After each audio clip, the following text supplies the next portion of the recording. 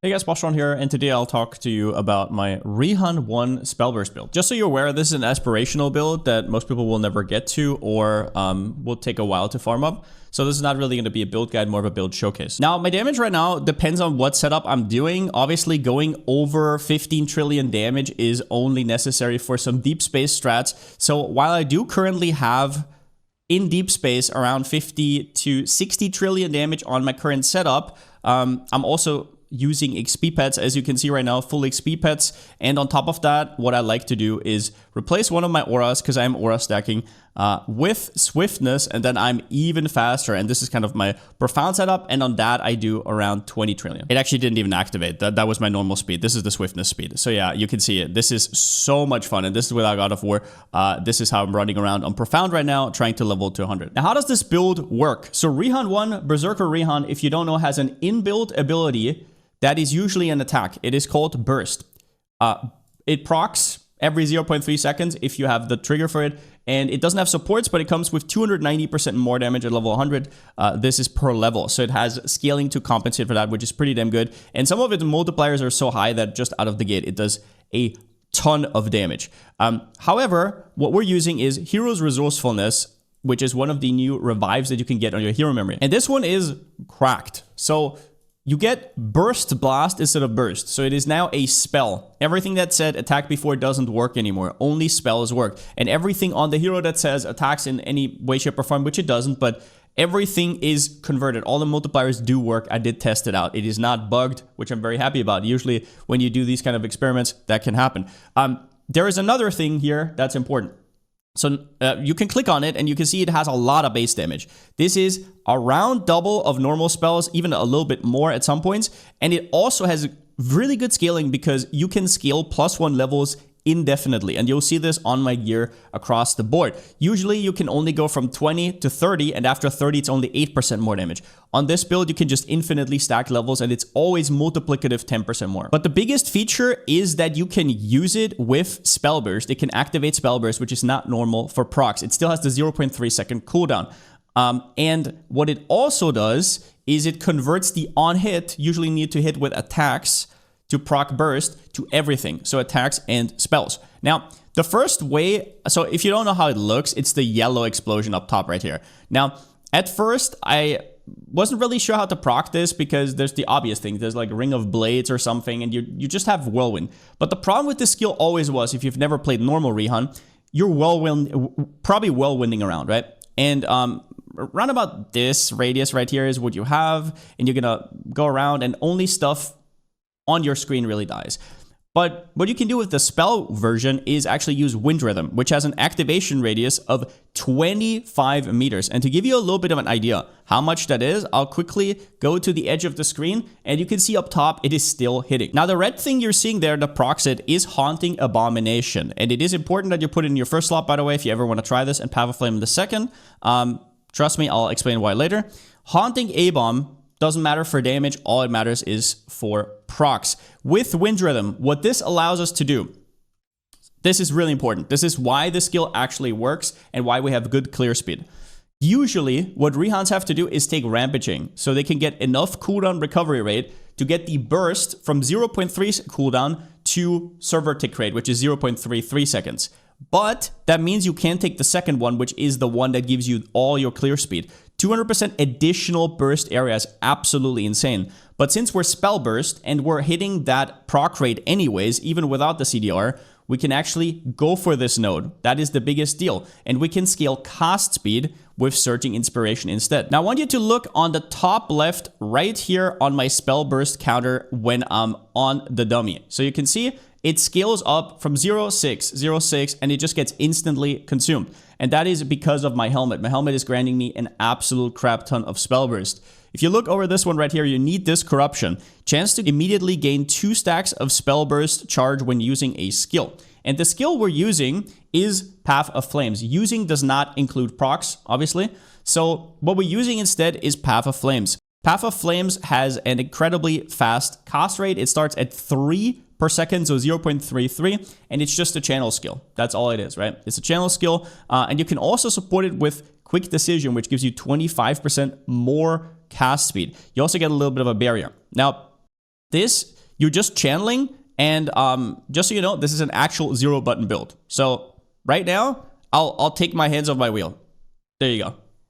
This is how it's going to happen. You only have to steer on this character. Everything else goes. I'll show you a mapping showcase in a second. Now, the reason this scaling is important and why I didn't go for something like Solid River is because this cast speed that we're scaling to make the Path of Flames faster, which gives us the spell bursts, also makes our wind rhythms faster, because wind rhythm gives us extra CDR for the skills, and it also lets us proc Blizzard a little bit more reliably, because with Freezing Point, which gives us more damage, it gets a 2-second cooldown, but with wind rhythm, it's almost always up. So that is kind of the gist of it. I'll quickly show you a deep space right here so you can see what's up. Now, I'm currently leveling in Profounds because I want to get to level 100. But if you're wondering why would it even be important to have more than 15 trillion, well, it's mostly for deep space if you want to farm it, because a lot of the things that you're using actually make it so enemies deal, or you deal less damage to enemies. So you can actually get more damage technically and still get to that 15 trillion while enemies are severely hurt. Now, I have a lot of immunities, so I can actually run whatever the hell I want here. The only thing I can't run is, or I don't want to run, is something like, what is it? I think crit. I did have crit in there, but I should not die. I should usually not die. Okay, I'm actually going to swap back for my damage aura because we're in deep space, because we have some of these. So I'll talk about the conversion a little bit later when we're doing over the auras. But yeah, this is how it looks like. This is the damage. This is with a few compasses, and I just throw in something randomly. But as you can see right here, yeah, with this build, everything kind of feels like you are in Profound in deep space. It is incredible clear. Right now, the only thing I'm holding down is my loop button. That is the only thing I'm holding down, and that's what's happening. So you can see I can off screen right here. Build's incredible. You can't really get better than this. It's 0-button. It has good AoE. Let's do a lead mechanic real quickly. This guy right here should be a little bit tankier, but should also fall down pretty quickly. Yep. And that is kind of how it looks. Everything explodes. Now, obviously, this is with 100%. Just for the showcase, I put up the graphical effects. This is with 100%. You can tone this down significantly and see like nothing. That is totally fine. But yeah, this build overall, I don't know. Like, I was thinking about re-rolling after this, doing something else, because PoE2, we got some time, right? But I don't really think I can follow this one up. This build has insane damage scaling. It is tanky as well with the setup that I have. Really everything I want. Now, defensively, I'm currently on, I think, 400k, I want to say, survivability. I did just upgrade some of my life gear. Yeah, almost 400k. And this can go up. Right now, I'm getting carried by block. What I'm currently doing is I have these Vorax gloves with Silent Avowal double mod. So if you don't know, Silent Avowal is a unique that has 4 different properties. 2 of them are pretty meh, and they can even be a downside, and 2 of them are extremely good. And I have the extremely good ones on a Vorax item. Wield my sword, 10% block ratio, and absolute and Absolve my sin, 10% block ratio, and also upper block ratio. So you can get from 60% to 80% with defensiveness, and then you also take less damage taken over time, and you also get more damage. After that, I'm also getting Tenacity Blessings, obviously, and I'm getting the less damage taken while on low mana. I also have a Divine Grace right here, which converts all my focus, agility, and Tenacity Blessings to this effect instead. 4% more damage taken, 4% less damage taken. So agilities and focus blessings also get the same effect as tenacity. If you do the napkin math, this comes out to around 25 to 30% more damage and 12% less damage taken with the opportunity cost in mind. The downside is you cannot stack any blessings, but that is not a downside for us. In terms of items, the good thing about this skill as well is you are spellburst, and being spellburst intrinsically gives you a ton more multipliers than normal spellcasters. So you have this massive more multiplier down here with skills cast by spellburst. You have the sequence right here, and these are all multiplicative with each other. Once again, here and here. And otherwise, like I said, on all my gear, wherever you can, +2 levels, +2 levels, +2 levels. There is no maximum cap for when it starts with diminishing returns. You infinitely can scale +1 levels, and it's always 10% more. Another defensive tool here is Burning Ice. This one procs both Frost Shield and Delayed Pain on hit, which is defensively extremely strong. I'm trying to replace this ring right now with another ultimate, but it is just such a good ring. If you don't corrupt this on the bottom right here, though, you cannot freeze, because we are also freezing just so you're aware, because it says you cannot freeze or cannot afflict frostbite, right? So you have to corrupt this bottom one away, otherwise you cannot use this ring.